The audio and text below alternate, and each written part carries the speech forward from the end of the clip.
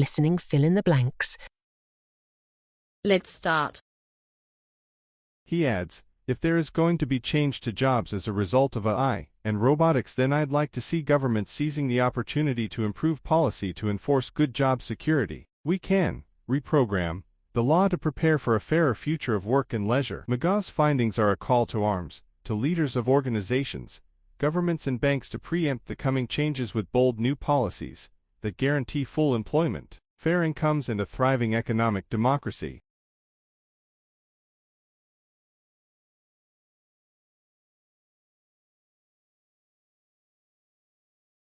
The promises of these new technologies are astounding. They deliver humankind the capacity to live in a way that nobody could have once imagined, he adds.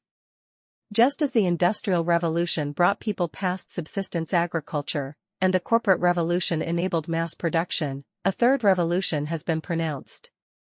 But it will not only be one of technology. The next revolution will be social.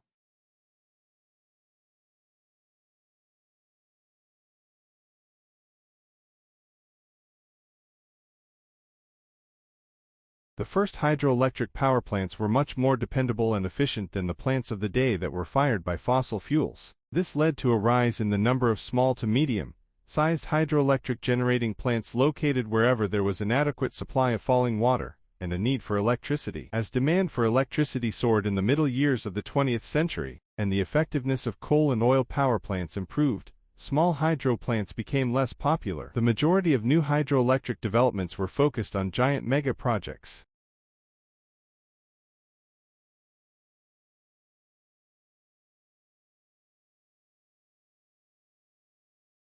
With climate change shrinking ice cover around the world, glacial archaeologists need to race the clock to find newly revealed artifacts, preserve them, and study them. If something fragile dries and is windblown, it might very soon be lost to science, or an arrow might be exposed and then covered again by the next snow and remain well preserved. The unpredictability means that glacial archaeologists have to be systematic in their approach to fieldwork.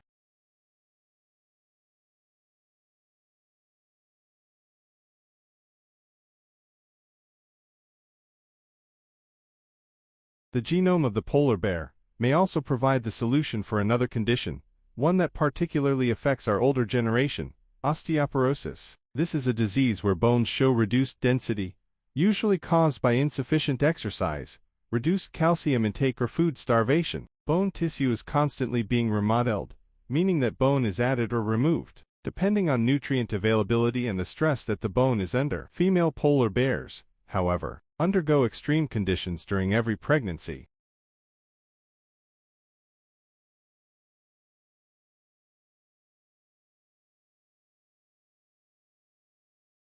Physiologists Alanda Lennox and Alan Goodship found an explanation for this paradox in 2008. They discovered that pregnant bears were able to increase the density of their bones before they started to build their dens. In addition, 6 months later, when they finally emerged from the den with their cubs, there was no evidence of significant loss of bone density. Hibernating brown bears do not have this capacity, and must therefore resort to major bone reformation in the following spring.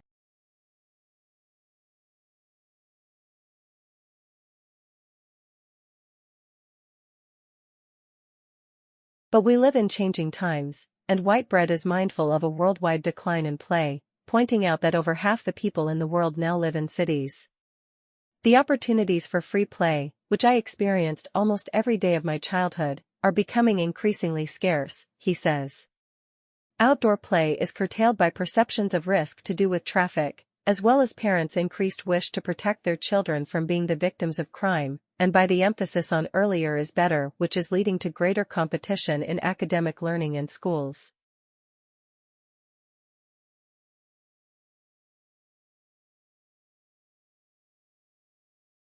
Female polar bears, however, undergo extreme conditions during every pregnancy. Once autumn comes around, these females will dig maternity dens in the snow and will remain there throughout the winter, both before and after the birth of their cubs. This process results in about 6 months of fasting, where the female bears have to keep themselves and their cubs alive, depleting their own calcium and calorie reserves. Despite this, their bones remain strong and dense.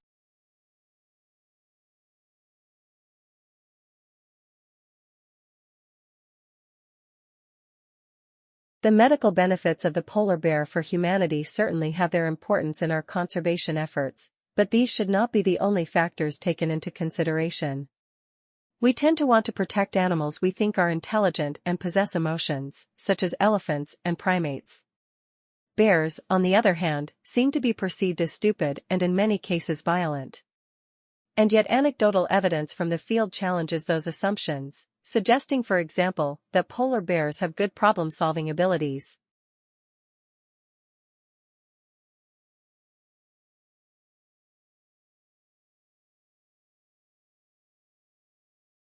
A male bear called Gogo in Toji Zoo, Osaka, has even been observed making use of a tool to manipulate his environment. The bear used a tree branch on multiple occasions to dislodge a piece of meat hung out of his reach. Problem-solving ability has also been witnessed in wild polar bears, although not as obviously as with Gogo. A calculated move by a male bear involved running and jumping onto barrels in an attempt to get to a photographer standing on a platform 4 meters high.